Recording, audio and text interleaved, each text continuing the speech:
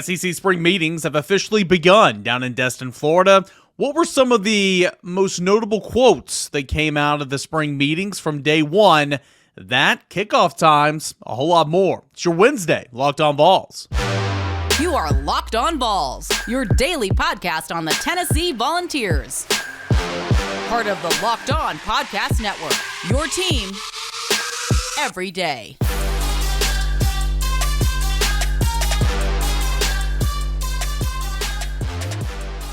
Hey everybody, welcome into it, your Wednesday edition of Locked On Vols. I am your host, Eric Kane. Appreciate you guys, as always, for being in here. Shout out everydayers and everybody. If you're new to the podcast, brand new to the podcast, hope you return and become an everydayer tomorrow. Please subscribe to Locked On Vols on the YouTube channel and follow us wherever you get your listening podcasts. This episode is brought to you in part by FanDuel Sportsbook, official sportsbook of Locked On. Make every moment more. Visit FanDuel.com/LockedOn today to go ahead and get started. We got a jam-packed show here for you today. SEC spring meetings have officially begun. Day one is in the books. Some of the most noteworthy quotes that came out from some SEC head coaches, SEC Commissioner Greg Sankey, and the future of the program, scheduling, of course, future of the conference, scheduling. Texas and Oklahoma are there as well, so a whole lot to get into for the spring meetings. I'm going to bring you some of the highlights from day one. In segment two, the SEC on CBS announced a couple of its kickoff times. One notable Tennessee opponent will not be playing the Volunteers on the 3:30 slot for CBS. Which game is that? But what are some other possibilities for Tennessee to be on CBS this year? And then the segment number three, something that popped up a little bit last week that I wanted to make sure to get to on the show. Josh Dobbs called into Josh and Swain, 99.1 The Sports Animal, and of course Josh Ward Wednesdays. It's been on a little bit of a pause here as I was on vacation, then I was in Hoover, and now he's on vacation. But we're going to get back to Ward Wednesdays next week. Anyway, it says some really good stuff on quarterback Joe Milton and about paying it forward. Some things he learned at Tennessee from Peyton Manning. Going to get into that in segment number three.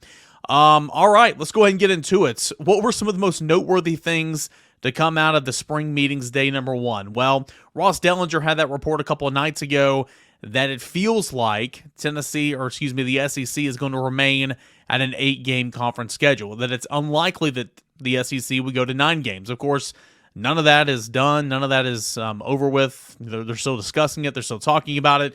We will see if a resolution comes later this week, but the feel now is that despite increasing your conference by 2 teams, Oklahoma and Texas, despite going to a college football playoff of 12 teams, it appears that the SEC is going to remain at 8 games. Again, hopefully that won't be the case. We'll see what happens when it's all said and done, but that's kind of the feel right now. It's really unfortunate.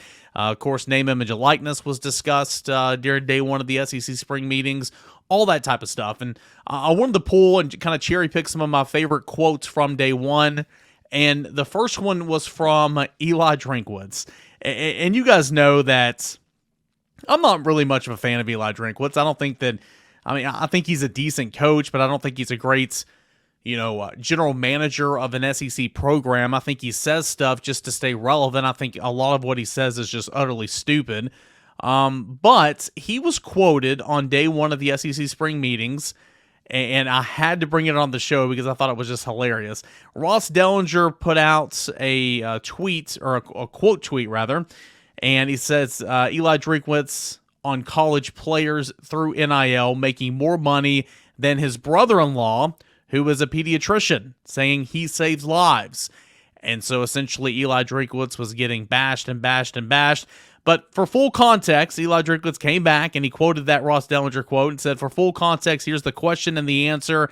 I am in no way complaining about player compensation. I fully support, and always have been. This is what the full transcription is, and context is key. Here's the question from the reporter. When you see issues with gambling arising, what's your approach with your team about the issue? Is there an element of surprise, or is that just inevitable? And this is what Eli Drinkwitz said in response. Y'all are really trying to get me in trouble here. Deion Sanders had a really good quote about this the other day, talking about young men who are joining a business, but we want to treat them like kids. We're giving guys 18, 19, 22-year-olds life-changing money. People are making more money in NIL than my brother-in-law, who is a pediatrician, who saves lives, and we kind of do it cavalier, and we think that there's not going to be any side effects to it. There's not going to be any issues. There's information out there. There's bad actors always trying to make a dollar. I think it's going to become one of the key issues that we face in locker rooms. I think it's more prevalent because there's more money involved. Everyone's trying to make a dollar. These young men are getting a lot of money, and that is a lot for right now, other than trying to hand out advice and provide some parameters to it. You know, with the NIL situation, we've created our own problems in college sports. I agree with him there. I really have no issue whatsoever with what he said. And again, context is always key. You never want to cherry pick quotes. You never want to, kind of go about it that way. He had the quote in there about his brother-in-law being a pediatrician, about how he saves lives and kids nowadays are making more money. But when you look at the grand scheme of things, what he's saying is completely right. Now, I had all this pulled up before I read the full quote, and I was going to bash Eli Drinkwitz. Eli Drinkwitz talking about, kids making more money than his brother-in-law who's a pediatrician who saves lives. Well, Eli Drinkwitz made $4 million in 2022. In November, he signed a contract extension that increased his salary by 50%, up to $6 million in 2023. And the way that his contract is structured, he'll see another salary bump, if he's still the head coach, to $7 million in 2027. And remind you, Missouri went 6-7 last year with a 3-5 record in the Southeastern Conference. So I was ready to bash old Eli Drinkwitz a little bit, but when you read the full context of what was said, I don't really have much to stand on. So I agree with that. But one other thing I want to bring into circle here, Kirby Smart was asked by Dennis Dodd of CBS Sports on what his thoughts were, future scheduling in the Southeastern Conference, remain at 8 games, go to 9 games. He said, that's the most overrated conversation there ever was. 4 years, you play everybody home and away. It's just not that big of a deal to me. Well, when you're the back-to-back national champion, when you're the king of college football, I guess you can really, kind of agree with that because, Kirby Smart is kind of living by his own rules right now, and that's, that is for sure. Nick Saban is wanting to stay at 8 games. Nick Saban's kind of driving this ship a little bit, and Kirby Smart's saying, hey, I don't care. You come down here, I'm going to play you. It doesn't matter. We're not scared of nobody. Greg Sankey, who is obviously the SEC commissioner, he does not have a vote in this situation. Technically, he could be the tiebreaker, but I don't believe that he would put himself in that position to be the bad guy. He very much wants a 9-game conference schedule. He won't come out and say it. He's got to remain unbiased, but essentially going into the SEC spring meetings, he was asked about that, and he was quoted by saying this: the league at the forefront of college athletics does not stand still, and this is a league at the forefront of college athletics. Now, whether a change happens immediately as part of a careful consideration and a deep consideration, you can make arguments around both. He says, I would prefer not to circle around the airport with airplanes. I'd prefer to land it. When asked about the scheduling discussions, 8 games, 9 games, essentially that they need to go ahead and get it done. He was pretty much, asked what his opinion was without asking it. He kind of pretty much gave it there, but kind of asked, what side are they leaning towards, these athletic directors and these chancellors and presidents who get the vote. He said, I think it'd be disrespectful to me to put that information to you right now when I'm obligated to the members who have to make that decision. They would be rightfully angry with me if I disclosed that information right now. When asked about money, and if the money is the root of all this conversation, he says, quote, money follows, it does not lead. When all you do is chase money, you make bad decisions. That's my view, and I'm watching that in college sports right now. Football players transferring and realizing maybe they were promised isn't real. If all we're doing is chasing money, then we're not going to be making very good decisions. We have not done that, and we won't be doing that here. Okay, yes, you have done that. TV deals, scheduling, conference expansion. Literally, it's to make more money. Greg Sankey, I like you, buddy, but we have not done that, and we won't do that here. Shut up. It is all about money 100%. So Greg Sankey can't come out and say that he favors 9 games to 8 games, but through those comments, we pretty much know that he favors 9 games to 8 games. Lastly, coming out of day 1 of the SEC spring meetings, you had Nick Saban, who took to the forefront, was asked about all that type of stuff, name, image, and likeness, 8 games, 9 games, all that type of stuff, and pretty much he's saying, the rate we're going right now, it's a little bit like the Wild Wild West. He was quoted by saying, So now you start paying taxes on that name, image, likeness. Just because you got a tutor, you're going to have to pay taxes. All these things, to me, I made the statement a couple of years ago and got criticized for it. Is this what we want college football to become? So now it's kind of becoming that, and I don't think it's going to be a level playing field because some people are showing a willingness to spend more than others. If you want to bring the NFL into it, they have a salary cap. They have all the things that level the playing field. Essentially, he's saying if you're doing pay for play, the field is not level whatsoever. He was quoted, while I certainly agree that there are some challenges to the current situation that we're in as it presents in terms of amateur athletics, NIL is a good thing for players. They have a way to make some money. But when it turns into pay for play, then you're getting into a different arena here. I think when you start talking about players being employees, unions, now you're getting paid for something. So now you have to pay tax. We probably invest $85,000 to $100,000 on every single player that we have, whether it's in academic support, tutoring programs. There's a tremendous investment made in player development, not only football-wise, but academically as well as personally. Again, you can't pass name, image, and likeness and put a salary cap on that because what my name, image, and likeness is not value to what your name, image, and likeness is, or what Joe Milton's name, image, and likeness is, or Nico Iamaleava, or Aaron Beasley. What you're worth is not what that guy's worth. You can't put a salary cap on that. So I understand, the issues here and all that, but you had 30 years to figure this out. The NCAA did not, and then said, all right, states, regulations, conferences, you deal with it. We're going to wipe our hands clean just so that we can't be put in prison by the federal courts. That's essentially what the NCAA did. So some interesting stuff from day one down at the SEC spring meetings. Hopefully there will be resolution for the 8 or 9 game conference schedule when Texas and Oklahoma officially join the Southeastern Conference for the football season of 2024. But it feels like that is not really on the table, or that feels like it's remaining at 8 games is the likely scenario. Hopefully that's not the case, but we'll certainly see, and we'll keep tabs on that. SEC spring meetings going down in Destin, Florida as we speak. All right, when we come back, SEC on CBS, they announced some of their kickoff matchups and times. Tennessee and Florida not picked for that September the 16th matchup, and that is a real shame. But what are some other possibilities for Tennessee on CBS? That's coming up next right here on Locked On Vols.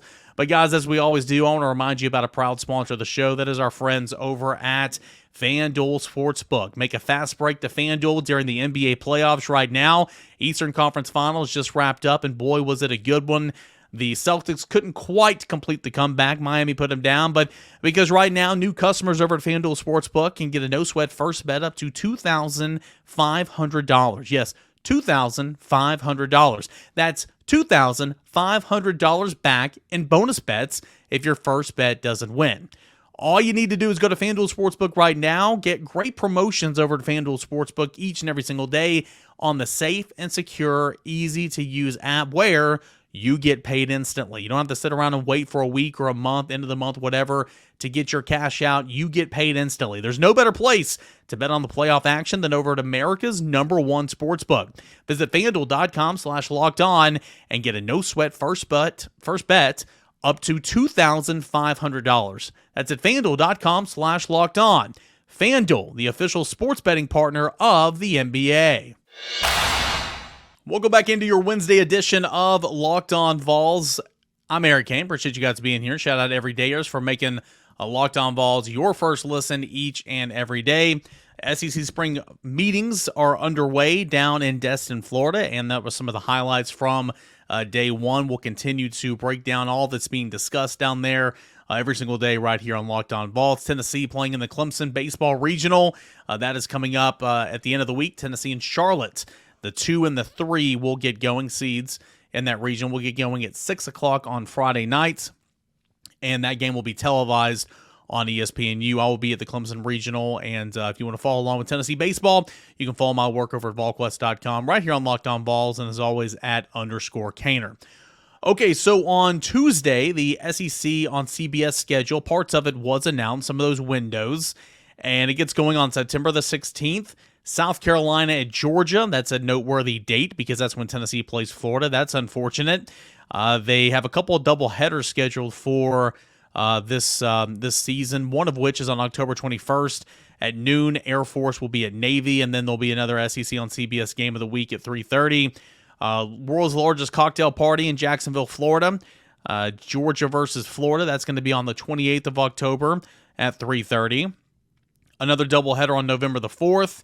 They will have Missouri at Arkansas, 4 o'clock on November the 24th. SEC championship game will be at 4 o'clock on December the 2nd. They will carry Army versus Navy on December the 9th at 3 o'clock Eastern.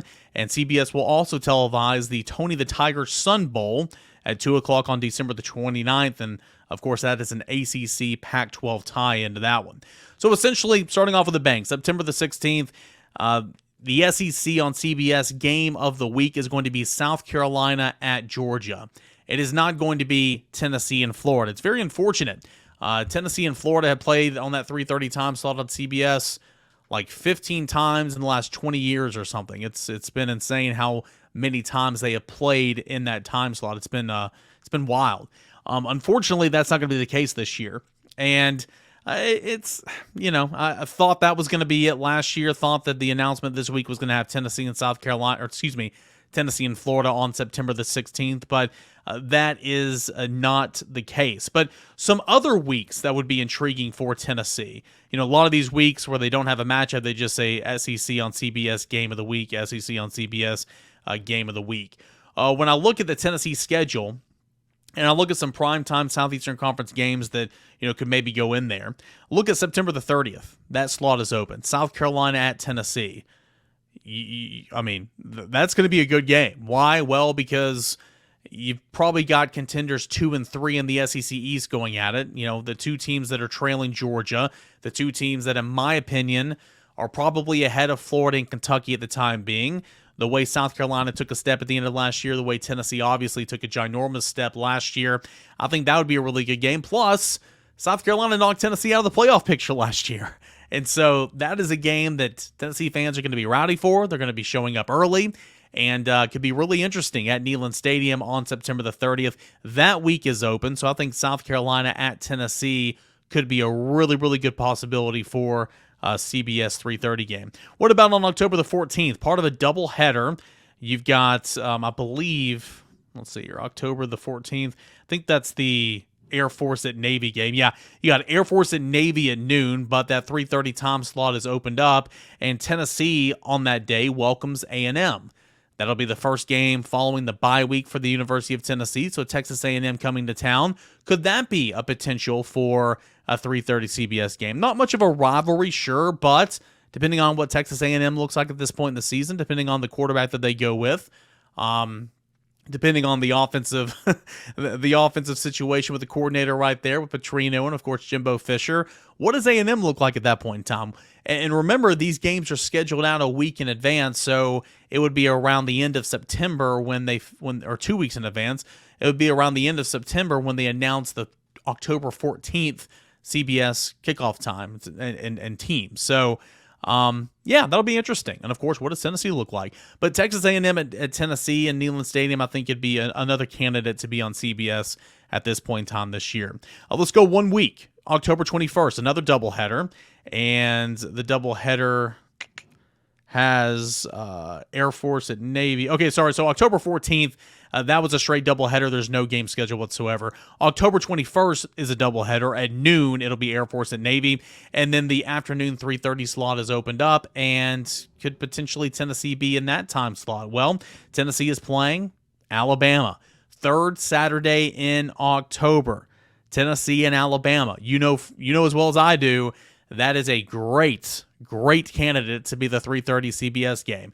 Even when Tennessee was not very good the last decade plus, they would play Alabama, CBS, 3:30, so many different times. So I think that one, along with South Carolina, is probably your best choices. And then potentially here towards the end of the season, as we're getting into, on November the 18th, that date is open as well. Could it be Tennessee and Georgia at Neyland Stadium? What does Tennessee look like? What does Joe Milton look like? Is Tennessee the clear number 2 in the SEC East? Is Tennessee pushing Georgia for a spot in Atlanta at that point in time? If all those things kind of round out just like it did last year, CBS is going to jump on that. It'll be at Neyland Stadium, the rematch of last year's CBS game for that week. It'll be Georgia at Tennessee. So it's disappointing that Tennessee and Florida aren't getting that CBS 3:30 kickoff time, but I do believe Tennessee will definitely be on CBS at some point. You got to have that brand. You got to have that viewership. It'll be on CBS multiple times, in my opinion. But if it's not Tennessee and Florida, which it won't be, look for September the 30th, South Carolina, Tennessee. Look for the third Saturday in October, October 21st, Tennessee at Alabama, or look for Georgia at Tennessee on November the 18th. I think those would be some really good possibilities for Tennessee to appear on CBS. Hey, when we come back, Josh and Swain, 99.1 The Sports Animal, Josh Ward Wednesday. Yeah, that guy. He and Swain welcomed Josh Dobbs, former Tennessee quarterback, onto their radio program at some point last week. Had a lot of interesting comments to say about how now he's paying it forward for Tennessee quarterbacks, just like Peyton Manning did for him. That's coming up next right here on Locked On Vols.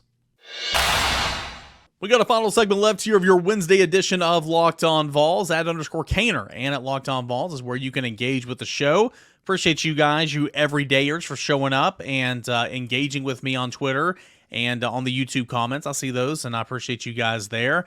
The last topic I want to get into here on a Wednesday before hopefully we talk to somebody down in Destin tomorrow on the show. Hopefully going to catch up with Ramon Foster at some point this week, VFL, former NFL Pittsburgh Steelers great, and now co-host of 104.5 The Zone's morning show. Hoping to catch up with him at some point this week as well. Still hoping to talk a little Tennessee softball.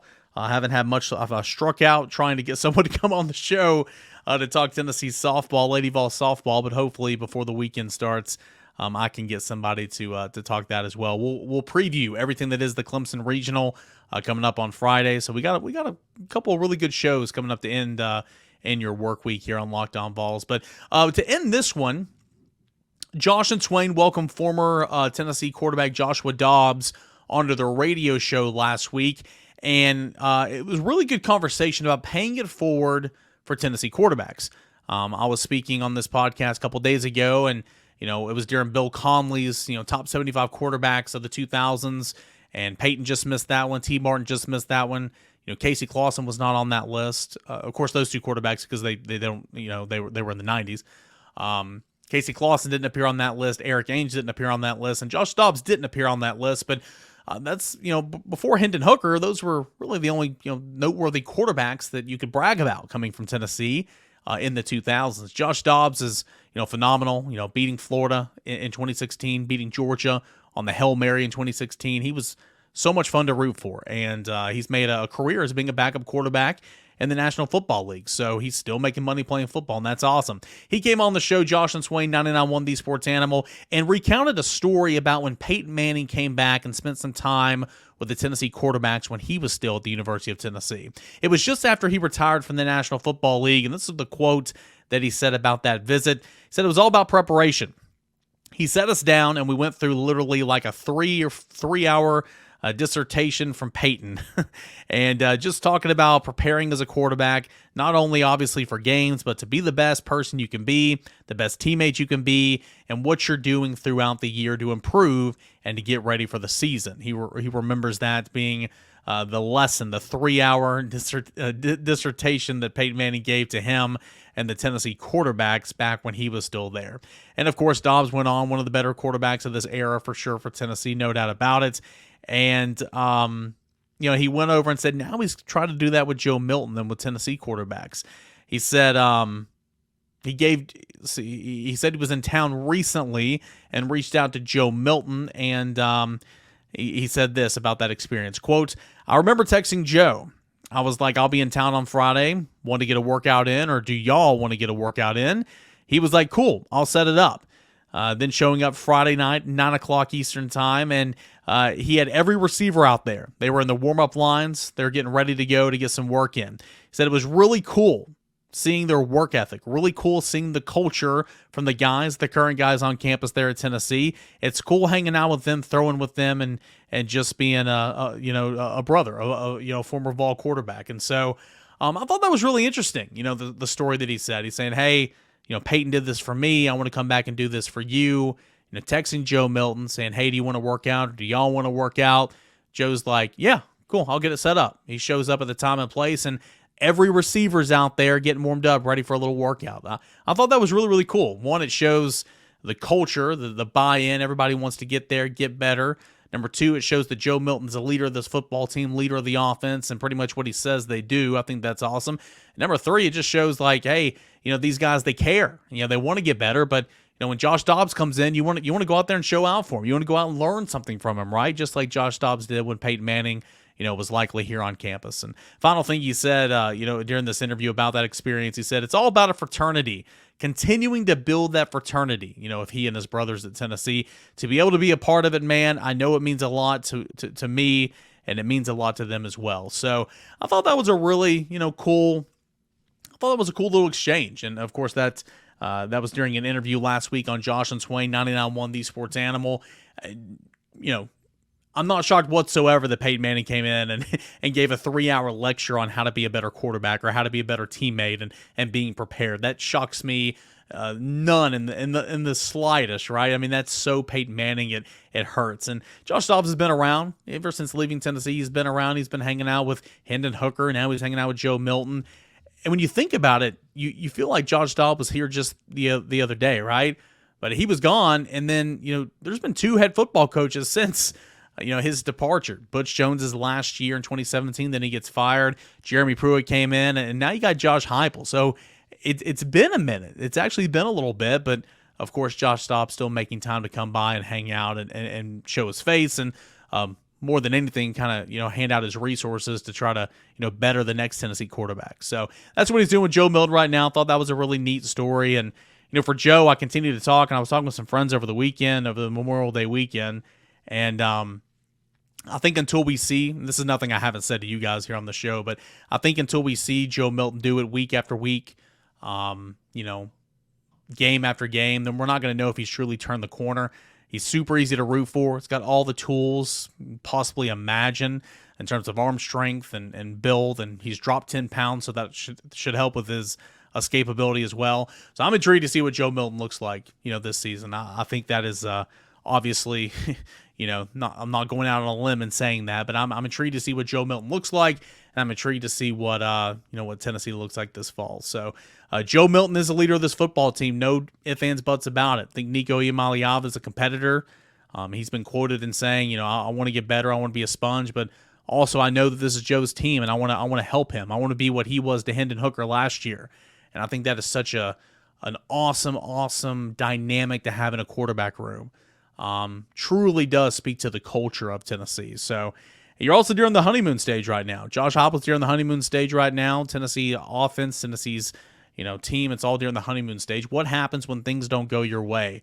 Hopefully that won't happen in 2023, but for a big stretch of time, a game here or there, some quarters here and there, but how do you respond to it? I think the fact that Joe's leadership is showing up in Groves here in the spring is a big indicator that Tennessee will have the leadership to steer in the right direction. So good stuff there. Awesome stuff. Really enjoyed listening to that interview on Josh and Swain last week. Wanted to bring it some of those noteworthy quotes over here to Locked On Vols. Appreciate you guys being here as always for making Locked On Vols your first listen each and every day. Like I said, we'll come back tomorrow. Hopefully we'll have a couple interviews. Looking ahead to the 2023 Tennessee football schedule. I'm going to check in with Locked On Mizzou at some point this week, so looking forward to that and checking in on the Tigers and my favorite coach in the SEC, Eli Drinkwitz, and, of course, getting you ready for the Clemson Regional for Tennessee baseball this weekend. At Locked On Vols on Twitter, at _Caner. Please like and subscribe this video on YouTube. Set your reminders. That way it'll notify you when a new episode drops.